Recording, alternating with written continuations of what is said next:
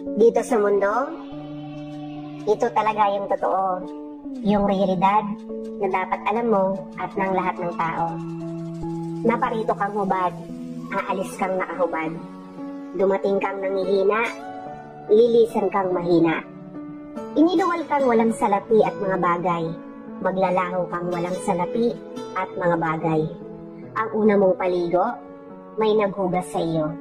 Ang huli mong paligo, may maghuhugas sa iyo. Ito ang buhay. Kaya bakit labis ang malisya, ang inggit, ang pagkamuhi, ang galit at pagkamakasarili?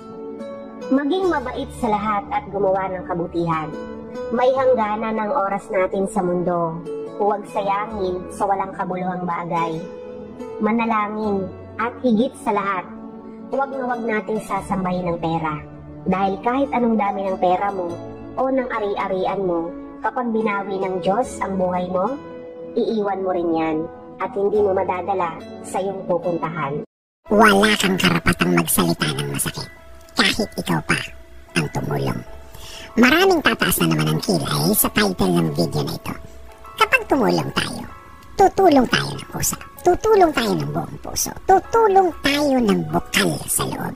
Dahil masarap naman talaga ang tumulong kesa ikaw ang tutulungan. Remember the phrase? It's better to give than to receive. Kapag ikaw ang tumulong, kapag ikaw ang nagbigay, alalahanin na ang binigay mo ay para sa ikabubuti ng taong tinulungan mo. Pero huwag mo namang idikta kung paano niya dapat patakbuhin ang kanyang buhay. Dito nagkakaroon ng conflict ang mga tulungan sa magkabilang panig. Kapag ang isa ay isinumbat na ang kanyang ibinigay at ang isa naman, feeling niya walang bayad ang tulong na ibinigay. Nagiging problema lang naman ang tulungan kapag ang feeling ng isa ay nagiging obligasyon na sa kanya ang tinutulungan niya. Ina-adjust na niya ang lahat para lang matulungan ang tinutulungan niya. Kapag may nasasakripisyo na, maghahanap ka na ngayon ng kapalit ng ibinigay mo. At ang isa naman, feeling ng tinutulungan, wala siyang obligasyon na magbigay ng sukli dahil ang alam niya, libre at walang balikan ng tulungan ang mangyayari. Ang tanging obligasyon ng tinutulungan ay pagbutihin niya ang buhay niya. Gamitin sa tama ang itinulong, gamitin sa tama para mabago at mapaunlad ang buhay niya. Ang conflict sa bagay nito, ang mabubuong problema sa tulungan ito. Asahan mo, mahabang panahon ang gugugulin hanggang sa maging personalan na ang usapan.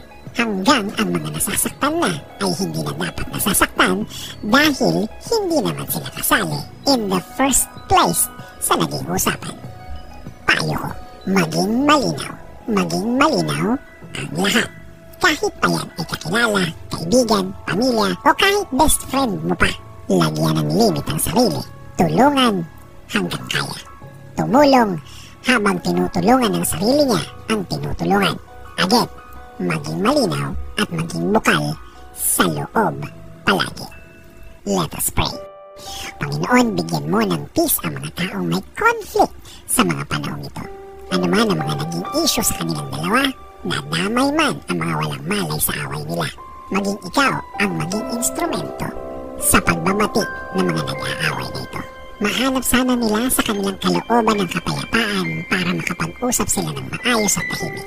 Buksan mo ang mga puso nila at isipan para makapag-usap sila ng walang sigawan at murahan na nagiging dahilan pa ng mas malalim na pag-aaway, Panginoon. Hayaan mo